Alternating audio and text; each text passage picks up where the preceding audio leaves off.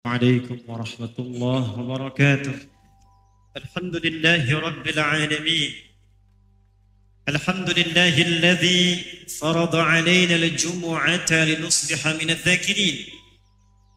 نصلي ونسلم على حبيب الكريم رسولنا المصطفى الأمين سيدنا محمد الذي أرسل رحمة للعالمين وعلى آله وصحبه وذريته وأمته إلى يوم الدين. أما بعد، فيا أحباب الله وأحباب رسوله صلى الله عليه وسلم، أوصي نفسي وإياكم بتقوى الله فقد فاز المتقون، فلا تموتن إلا وأنتم مسلمون. فقال تعالى: يا أيها الذين آمنوا اتقوا الله حق تقاته ولا تموتن إلا وأنتم مسلمون.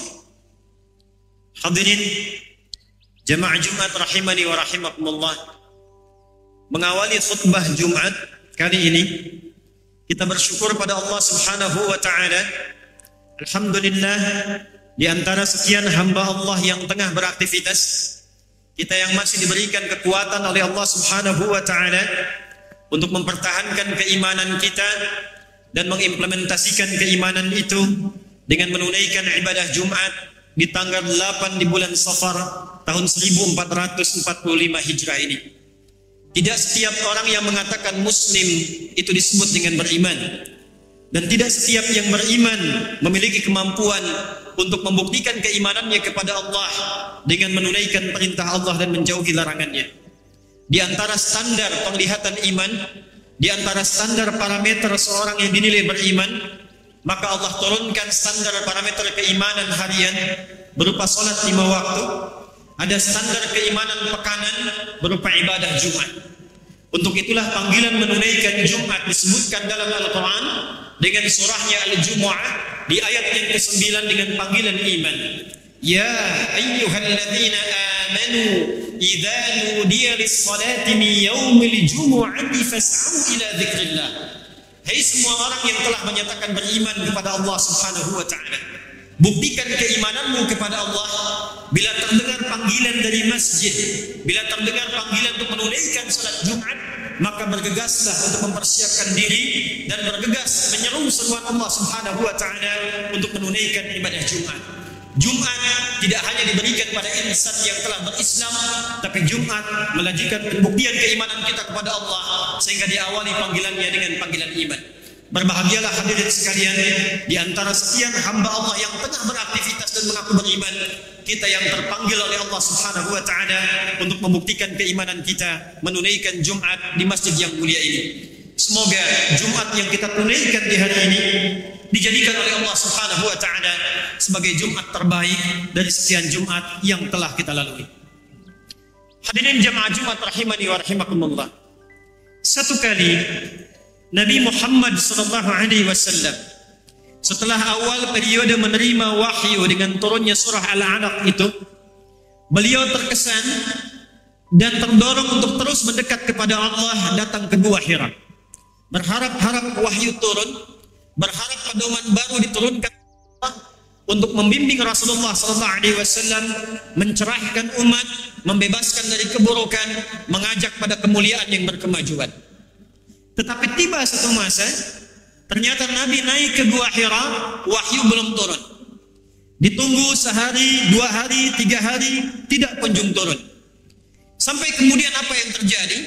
Nabi pulang hampa tanpa wahyu. Nabi pulang tidak mendapatkan pencerahan dari Al-Quran. Maka diketahuilah itu oleh orang-orang yang tidak senang dengan Rasulullah SAW. Mulai di antara mereka ada yang mengolok-olok Rasulullah SAW, ada yang mencela Nabi, ada yang menghina Nabi, bahkan ada yang menuduh Nabi sampai mengatakan Muhammad sudah gila, Muhammad sudah ditinggalkan oleh Tuhannya, Muhammad sudah tidak diakui lagi oleh Rabbnya, dan Muhammad sekarang datang, pulang, pergi, datang, turun, naik gua, hampa tidak membawa apapun kecuali khayalannya semata.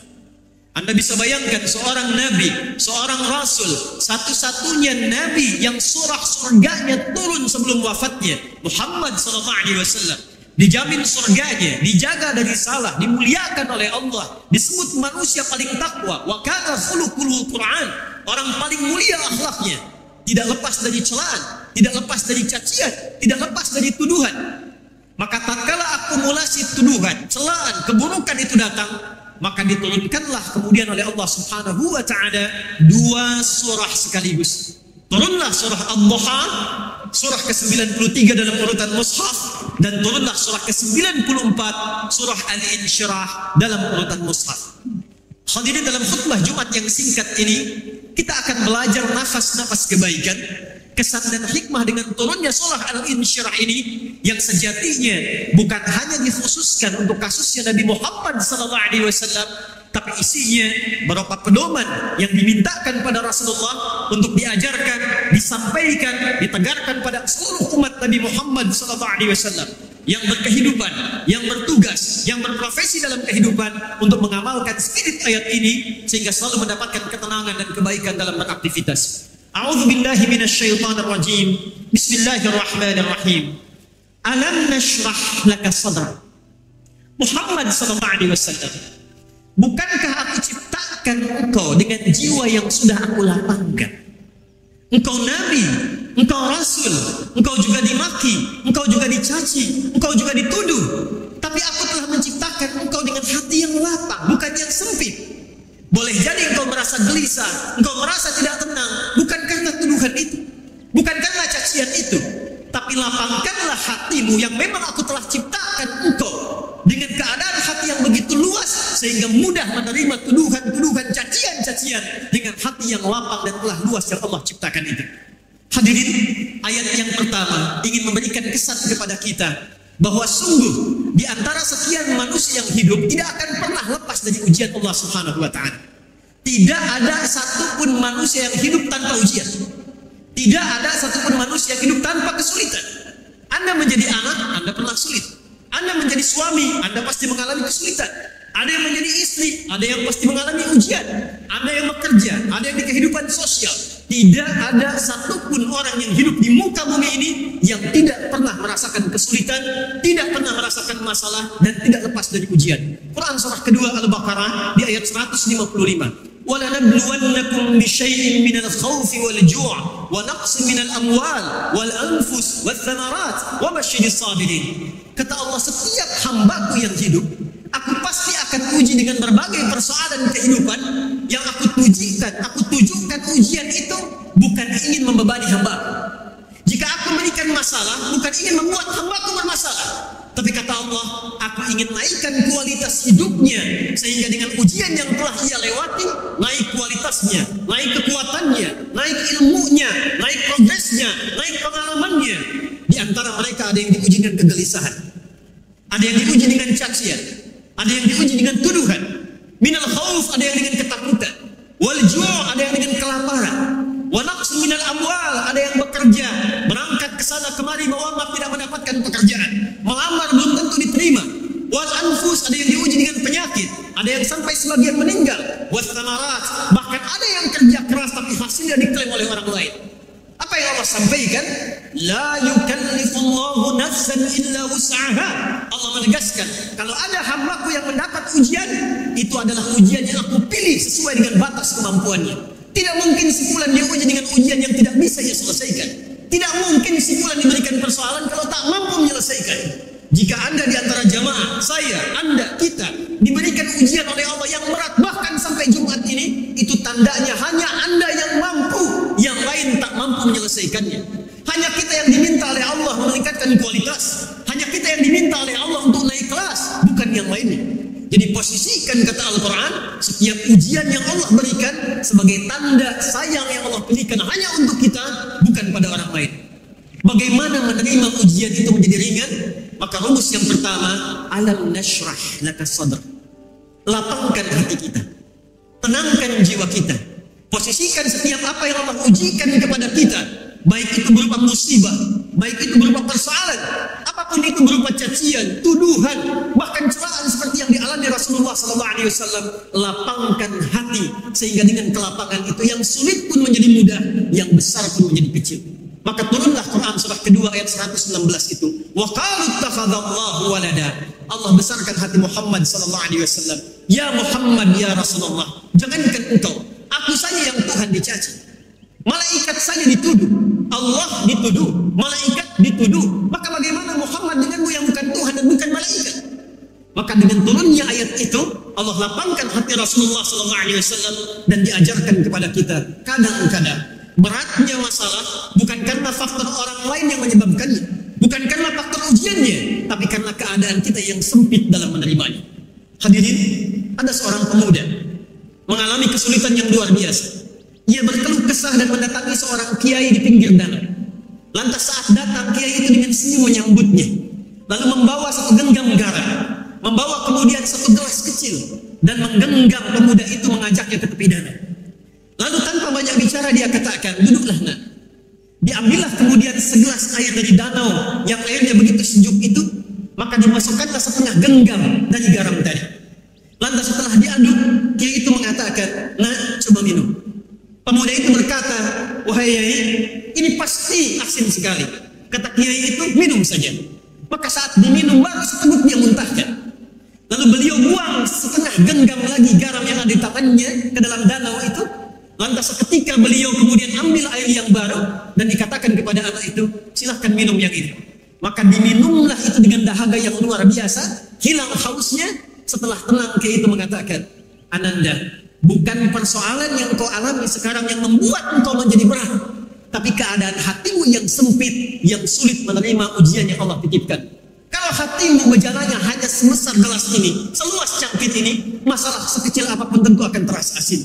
Tapi kalau hatimu lapang, selapang danau ini, seluas danau ini, betapa besar. Apakah anak itu menjadi fulan?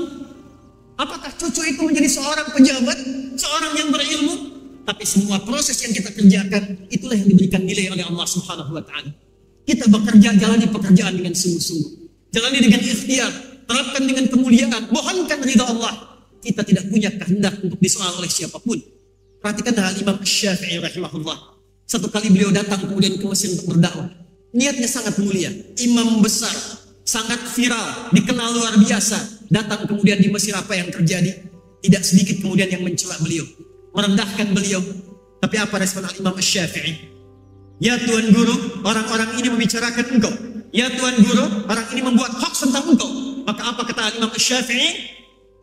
Ya Allah, ya Rabbi, hanya seorang Muhammad bin Idris Asy-Syafi'i, Allah saja dicela, malaikat saja dicela, Nabi saja dicela. Maka siapa Asy-Syafi'i yang tidak bebas dari celaan? Hadirin, kita tidak akan mungkin memuaskan banyak orang, termasuk keluarga kita, anak kita, pasangan kita, orang-orang kita, masyarakat kita. Akan selalu ada yang tidak puas dengan keberadaan kita. Biarkanlah Allah yang menilai. Biarkan Allah yang memberikan hisab. Yang dengan itu semua kita akan dinilai oleh Allah atas kerja keras yang kita lakukan. Dengan doa yang kita panjatkan, satu saat semua apa yang kita akan kerjakan ditampilkan oleh Allah Subhanahu wa Ta'ala, dan itulah yang menggerakkan orang-orang yang bersifat buruk bertobat di hadapan Allah, memohon kebaikan, dan bahkan mensyiarkan dan memviralkan nilai kebaikan yang telah kita lakukan. Harun Ar-Rasyid sebagai penutup khutbah ini, seorang presiden besar, seorang pemimpin luar biasa. Satu kali saat beliau datang ke satu masjid, datanglah seorang ustaz. Ustaz itu tiba-tiba kemudian berdiri mencela pemimpinnya. Dia mencela Hamis, dan Harun Ar-Rasyid dengan simak tulus mendengarkannya. Maka apa kata Harun Ar-Rasyid? Beliau dengan sangat tenang bertanya, ya Ustaz, ya Fulan, menurut Anda, apakah saya ini lebih buruk dibandingkan dengan Fir'aun?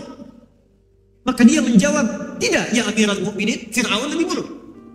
Menurut Anda, apakah Anda lebih soleh dibandingkan dengan Musa alaihissalam? Maka Ustaz itu berkata, tidak ya Amirul Mukminin, Musa Nabi, saya bukan. Musa lebih soleh, saya tidak. Maka dengarkan dan camkanlah. Seorang Musa yang dekat dengan Allah, Nabiullah, disanding oleh Allah, dijamin dengan surga, disebutkan dengan Nabi Taqwa, diminta oleh Allah dakwah kepada Fir'aun yang sangat buruk, lebih buruk dibandingkan dengan saya. Dia tidak beriman, dan perintah Allah ya Quran surah ke-20 Taha di ayat 43 sampai 44. Idhaba ila fir'auna innahu tagha faqula lahu qawlan layyina la'allahu yatadhakkaru aw yakhsha. Hei Musa, hei Harun, Nabi, dua orang pergilah kepada Fir'aun. Dia telah mulai menyimpang, tapi dakwahi dia dengan lemah lembut. Katakan dengan etika, katakan dengan penuh kesopanan. Boleh jadi dengan etika dan kesopanan itu dia bisa kembali kepada jalan yang baik dan mendekat kepada Allah Subhanahu wa Ta'ala. Harun al-Rasyid mengatakan, Musa yang lebih baik dibandingkan dengan Anda diperintahkan kepada berdakwah pada Firaun yang lebih buruk daripada saya, tetap mengatakan yang baik-baik. Maka siapakah engkau berkata yang buruk kepada saya? Maka ayat itu memberikan pesan kepada kita hadirin, sepanjang kita beriman, sepanjang kita merasa Allah Tuhan kita, Nabi Muhammad Rasul kita, betul lapangkan setiap hati kita. Bila ada yang mencela, bila ada yang menuduh, lapangkan diri kita, lapangkan dalam mengatasi berbagai problem kehidupan kita, di rumah tangga, di kedudukan, di persoalan, di kantor. Tapi sisi yang lain, kita juga dididik oleh Allah Subhanahu wa taala sepanjang punya iman, mengakui Nabi kita Rasul, jauhi sifat-sifat buruk yang pernah dialamatkan kepada Rasulullah SAW. Orang beriman tidak akan pernah mencela. Orang beriman tidak akan pernah merendahkan. Ya ayyuhalladzina amanu, ya 361 kali. Memanggil yang dekat, yang menengah, yang jauh. Ayyuha disebutkan 150 kali di Quran. Ayyuhnya munada menguatkan, hanya mengingatkan. Alladzina disebutkan 1080 kali dalam Al-Quran. Ke semua orang yang merasa punya iman, laki-laki, perempuan, muda, tua, besar, kecil, punya jabatan, tak punya jabatan. Kata Allah, sepanjang engkau beriman, sepanjang engkau beriman, aku ingatkan, aku tegaskan, la yasraqu minkum. Jangan saling merendahkan, jangan saling mencaci, jangan saling menuduh. La yaghtab ba'dukum ba'dha. Jangan buat hoax, jangan terpecah belah. Quran kita sama, hadis kita sama, nabi kita sama. Maka pembuktian keimanan kita itu yang tidak sama. Dalam Jumat inilah hati mengajak kepada kita semua. Mari kita belajar kembali dengan spirit surah Al-Insyirah. Melapangkan hati kita saat mengalami ujian, tapi saat yang bersamaan bersikap yang baik untuk mendekatkan diri kita kepada Allah dan membuktikan keimanan kita di hadapan Allah Subhanahu wa taala. Akan tiba satu masa, kata Nabi, saat keadaan akses digital itu banyak kemudian bisa diakses. Sayati alaikum zamanun, akan tiba di masa-masa kalian, taqarubul aswaq, orang-orangnya akan mudah cepat mengakses pasar-pasar. Yang dulu kita datang dengan angkot, dengan ojek sampai di tempatnya kita belanja, sekarang kita klik barangnya kemudian datang. Wa taqarubuz zaman, pada masa itu waktu akan cepat dirasakan. Setahun seperti sebulan, sebulan seperti sepekan, sepekan seperti sehari, sehari seperti kilatan. Maka saat Anda merasakan itu, percepatan digitalisasi, mudahnya akses, cepatnya waktu, yantashirul kadhib tantashirul fitan. Di masa itulah Anda akan dapatkan banyak sekali keburukan-keburukan. Hoaxnya banyak, sifat merendahkan banyak, manipulatif banyak, tipu-menipu banyak.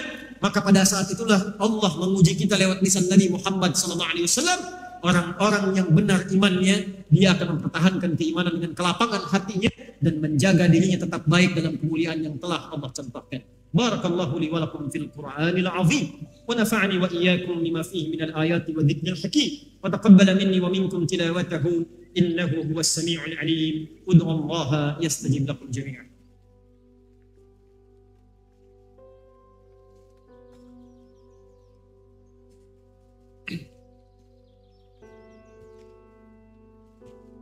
Alhamdulillah, wassalatu wassalamu ala rasulillah wa ala alihi wa sahbihi wa man walah, wa ba'd. Saya ibadallah, usi nafsi wa iyyakum bitaqwallahi faqad fazal muttaqun, fala tamutunna illa wa antum muslimun. Hadirin jamaah Jumat rahimani wa rahimakumullah. Sebelum kita akhiri khutbah ini dengan berdoa pada Allah Subhanahu wa taala, izinkan khatib menegaskan dan mengingatkan, Jumu'ah disebut dengan Jumu'ah sebagai pengganti dari Yaumul Arubah. Dulu sebelum datang Islam, hari Jumat ini disebut dengan Yaumul Arubah, hari akhir pekan untuk berbangga, berpesta, hari sombong, hari pamer.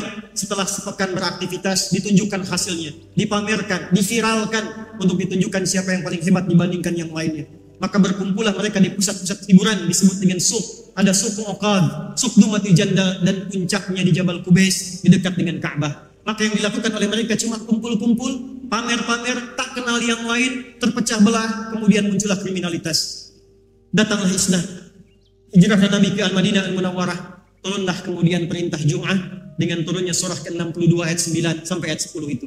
Ya ayyuhalladzina amanu idza nudiya lis-salati min yaumil jumu'ah. Hei orang beriman, sekarang tibalah Allah mengganti Yaumul Arubah dengan Yaumul Jum'ah.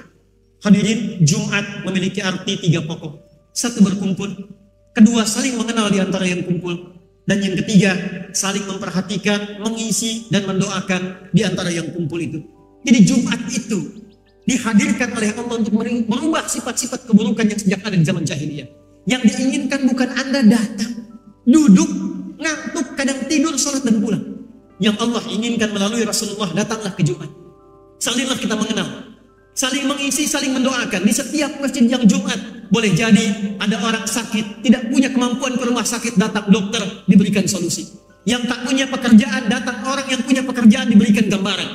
Orang-orang yang tidak dapat minuman, dapat minuman. Orang yang lapar, dapat makanan. Itulah Jumat, itulah solusi. Tidak ada satupun Jumat di era Nabi kecuali dikenal satu dengan yang lainnya, kecuali erat, kecuali rukun, dan terhindar dari perpecah belahan. Malu kita kalau tiap pekan Jumat ternyata saling menghina, tiap pekan Jumat saling merendahkan, tiap pekan Jumat saling mencaci, tiap pekan Jumat tidak mendapatkan spirit dari Jumat.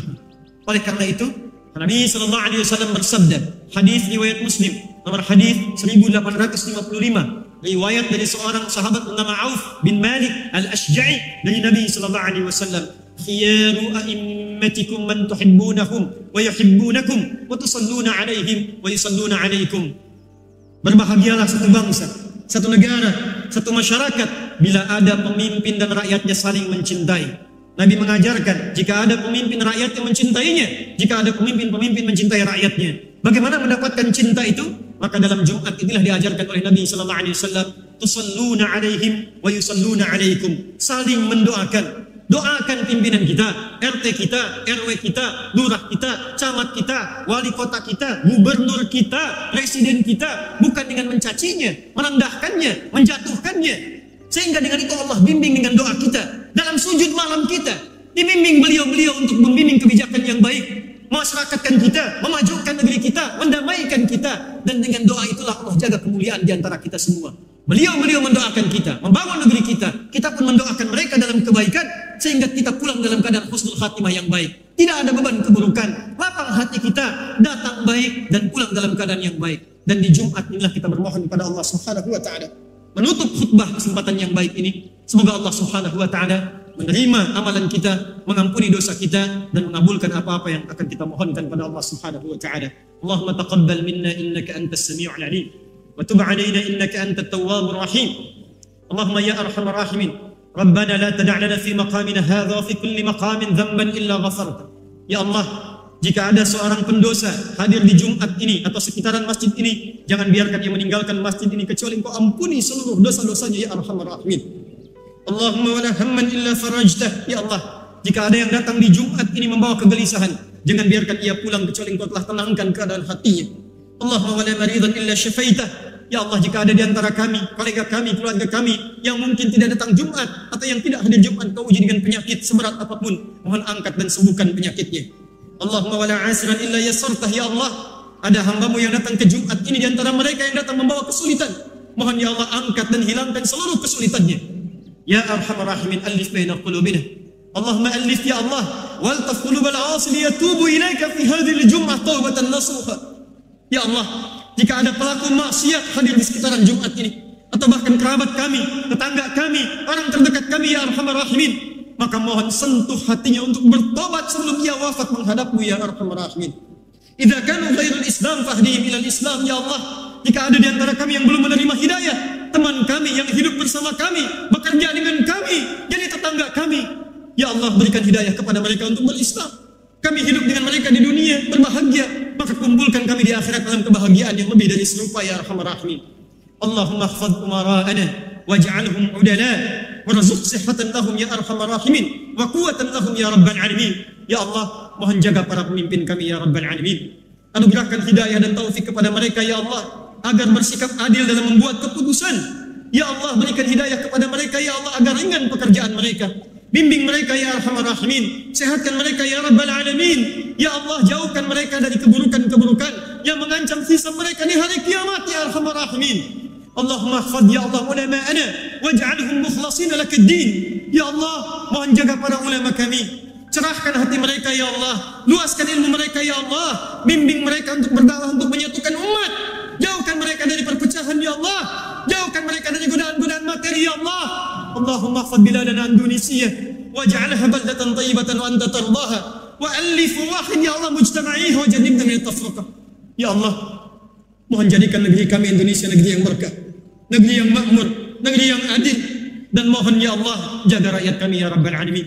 Satukan kami dalam kebaikan dan kekompakan untuk memajukan, memakmurkan negeri ini ya arhamar rahimin. Jauhkan kami dari perpecahan ya arhamar rahimin. Ya Allah, berkahi para pejuang yang telah mendahului kami, pemimpin-pemimpin negeri ini yang telah kembali kepadamu ya Allah. Berkahi mereka ya Allah, berkahi keluarga mereka ya Allah, terangi kubur mereka ya Allah. Ganti setiap pengorbanan tetes darah, keringat, air mata mereka ya Allah dengan jariyah menerangi kubur mereka. Ringankan hisab mereka ya Arhamar Rahimin. Bagi yang bertugas ya Allah, lapangkan tugas mereka, mudahkan, sehatkan, berikan kekuatan, berkahi keluarganya, lapangkan keluarganya, sabarkan keluarganya.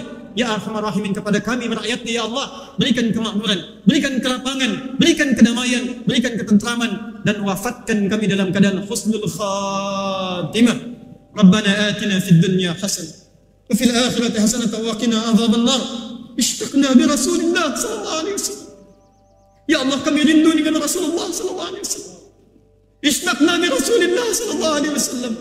Ya Allah, jadikan kami umat Rasulullah sallallahu alaihi wasallam. Jangan sia-siakan air mata kami ya Allah, yang tak hidup dengan Rasulullah, yang tak melihat Rasulullah di alam mimpi kami. Maka mohon beri kesempatan kami untuk bersua dengan Rasulullah di jannah-Mu ya Rabbal Alamin. Rabbana atina fid dunya hasanah wa fil akhirati hasanah wa qina adzaban nar. Sallallahu alaihi wasallam Muhammad wa ala alihi wa sahbihi ajma'in. Wa akhiru da'wana alhamdulillahi rabbil alamin. Ibadallah, innallaha ya'muru bil 'adli wal ihsan wa ita'i dzil qurba wa yanha 'anil fahsya'i wal munkari wal baghi. Ya'idukum la'allakum tadhakkarun wa la dzikrullahi akbar. Aqimus shalah.